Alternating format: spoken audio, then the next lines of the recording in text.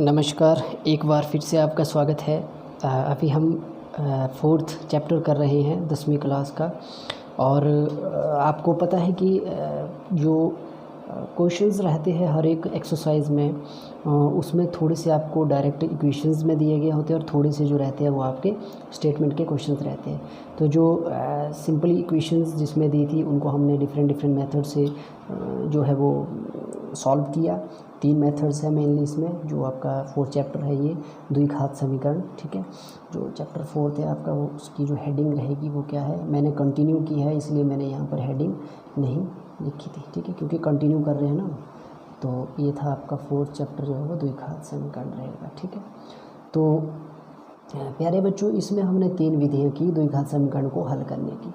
और पहली विधि जो थी आपकी वो थी आपकी गुणनखंड विधि से समीकरण को हल करना।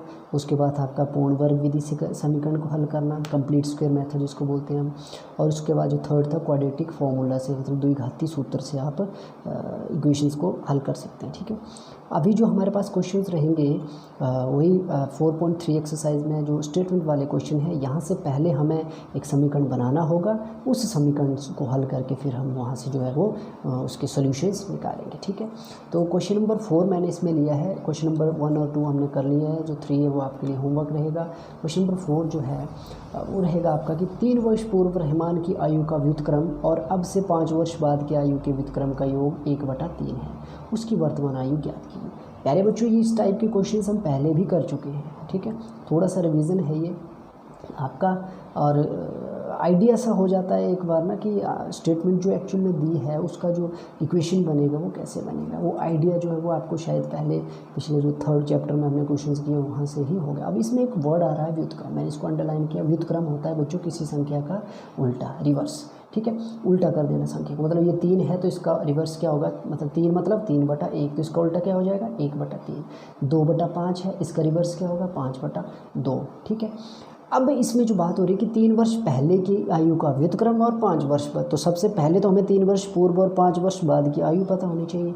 अब 3 वर्ष पहले और 5 वर्ष बाद की आयु तब पता चलेगी हमें जब हमें वर्तमान आयु पता होगी, ठीक है।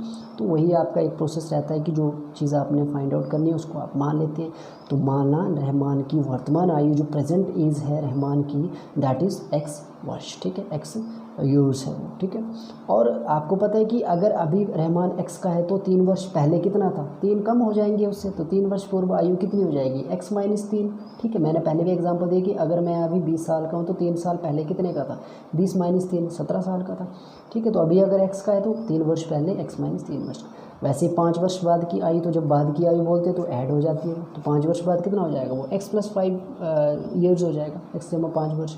और प्रश्न क्या बोलता है कि इनकी आयु के व्युत्क्रम का योग जो है वो 1/3 है, मतलब x - 3 का व्युत्क्रम, ठीक है। 3 वर्ष पूर्व की आयु का व्युत्क्रम मतलब x - 3 का व्युत्क्रम और x + 5 का व्युत्क्रम, ठीक है।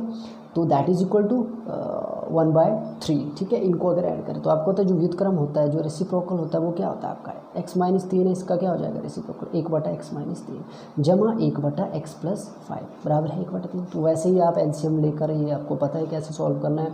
जब आपने एलसीएम लिया यहाँ से x - 3 × x + 5 आ गया, फिर आपने x - 3 से x - 3 कैंसिल कर दिया, x + 5 इससे मल्टीप्लाई हो जाएगा और यहाँ x + 5 से x + 5 कैंसिल हो जाएगा, x - 3 1 से होगा तो x - 3 ऊपर आ जाएगा, दैट इज इक्वल टू 1/3। जब इसको मैथमेटिकली सॉल्व किया तो हमारे पास जो एक इक्वेशन बन के आती है, ये सारा आप क्योंकि आप 10th क्लास में हो तो एक एक चीज़ मैं बार बार बताऊँगा तो वो शायद उसका कोई फ़ायदा नहीं है, लेकिन फिर भी मैं बता देता हूँ आपको, अगर कोई कन्फ्यूज़न है तो 3 जो है वो क्रॉस मल्टीप्लाई यहाँ हो जाएगा और ये पूरा का पूरा 1 से हो जाएगा, इसमें तो कोई बदलाव नहीं आएगा। 1 से मल्टीप्लाई तो वैसा का वैसा आ जाएगा। 3 को इससे मल्टीप्लाई किया तो 6x हो गया, 3 × 2 = 6x + 3 × 2 = 6। जब इसको हमने रीअरेंज किया, लेफ्ट राइट साइड लेकर गए, तो मेरे पास जो समीकरण बन के आएगा बच्चों वो आएगा x² - 4x - 21, ठीक है। x² - 4x - 21 = 0। अब यहाँ पे समीकरण आ गया। अब मैं 3 मेथड में से कोई एक मेथड अपनी मर्जी से लगा सकता हूँ, क्योंकि मुझे क्वेश्चन में कहीं भी नहीं बोला गया कि आपने इस मेथड से करना है फाइंड आउट। तो मैंने क्वाड्रेटिक फार्मूला मुझे इजी लगा तो मैंने उसका यूज़ किया। अगर आपको कोई फर्स्ट 2 मेथड्स में से इजी लगता है तो आप उनको यूज़ कर सकते हैं, ठीक है।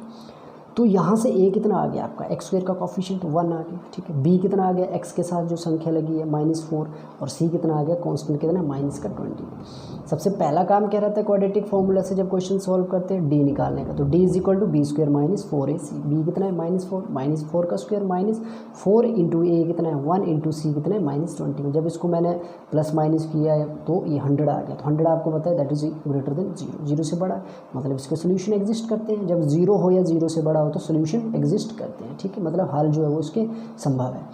तो x क्या आ जाएगा आपका -b + -100d/2 है, ये आपका आता है x।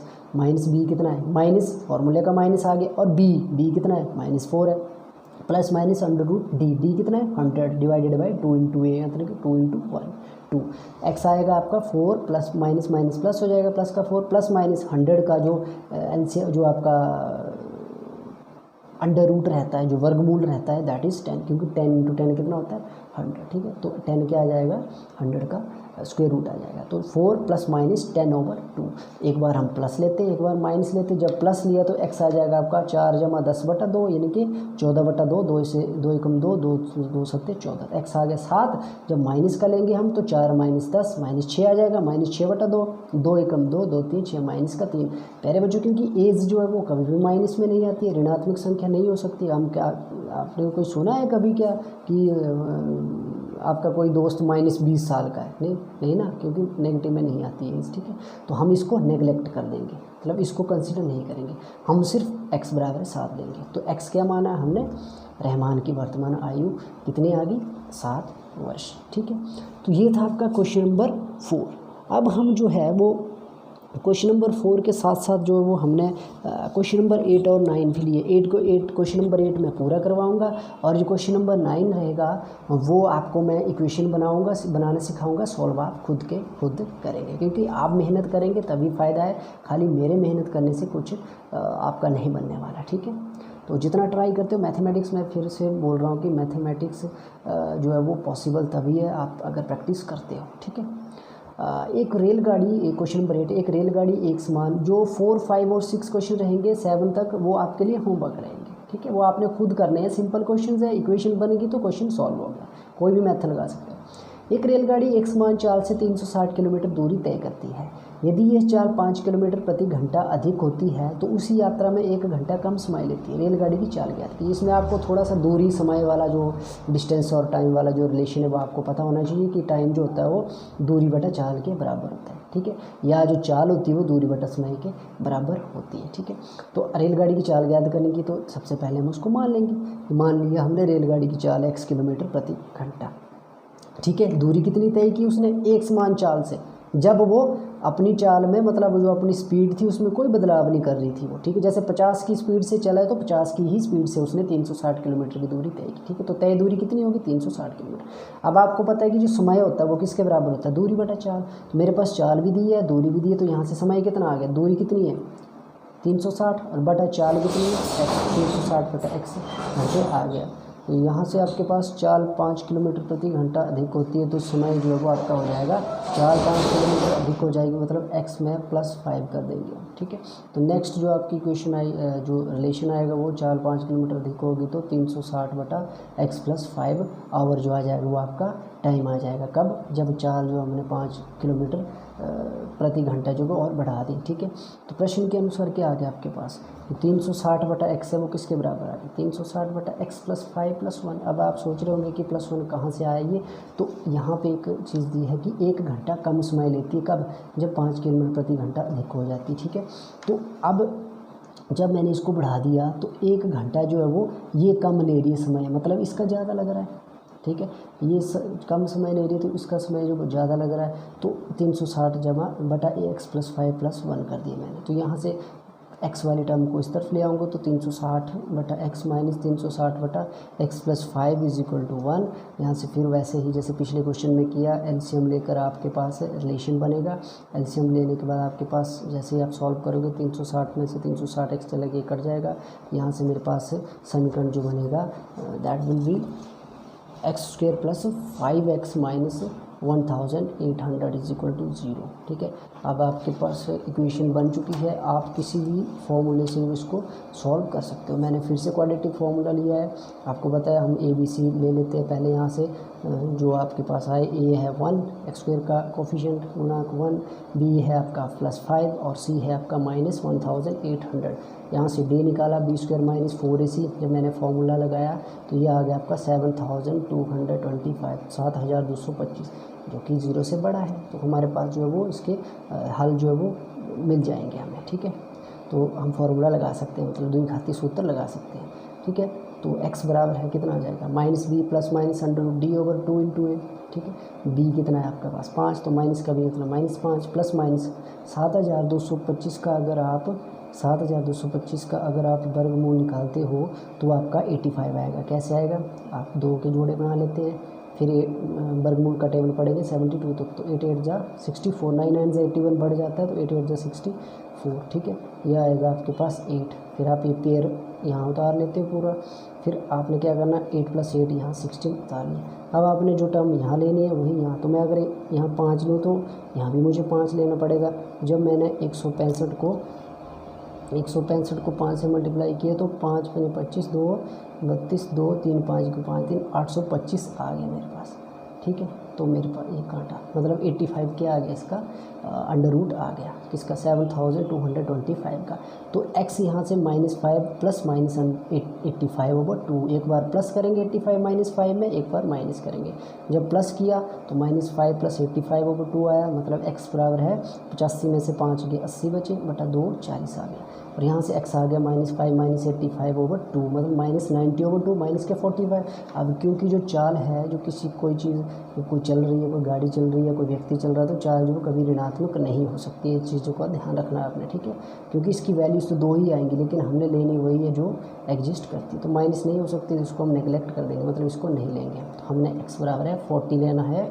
तो कहने का मतलब कि जो रेलगाड़ी की चाल जो हमने x मानी थी वो कितनी आ गई, 40 km/h, मतलब 40 किलोमीटर प्रति घंटे की चाल से जो है वो रेलगाड़ी चल रही है। ठीक है, उसके बाद जो आपका क्वेश्चन नंबर 9 है, उसमें जो स्टेटमेंट है, थोड़ा सा स्टेटमेंट पढ़ने में टफ लगता है, लेकिन इक्वेशन बनाना बहुत ही सिंपल है।